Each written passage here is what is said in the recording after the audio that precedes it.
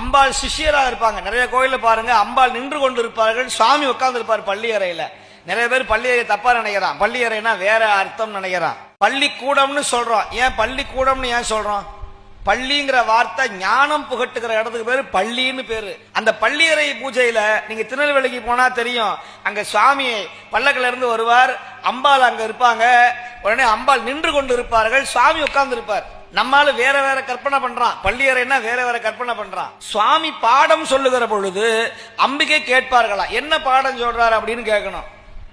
இப்ப இன்னைக்கு இந்த டேட்ல இந்த நாள்ல இன்னைக்கு சுவாமி கணக்கு எழுதுவார். பக்கத்துல இருந்த சண்டிகேஸ்வரர் கணக்கு எழுதுவார். இன்னைக்கு காலையில யாரார் வந்தா, யாரெல்லாம் திருவாசகம் பாடினா, யாரெல்லாம் எத்தனை பதிகம் பாடினா, யாரெல்லாம் சாப்பிட்டு ஓடி போனா, யாரு சாப்பாடுக்கு மட்டுமே வந்தா, யாரு தூங்குனா, யாரு குறை சொன்னா, அப்படின்னு எல்லா கணக்கையும் சண்டிகேஸ்வரர் எழுதுறார். இந்த கணக்கு எங்க போகும் அப்படின்னா, இந்த கணக்கை எழுதி நேர இன்னம்பர் அப்படிங்கிற ஊருக்கு போய் சேரும்.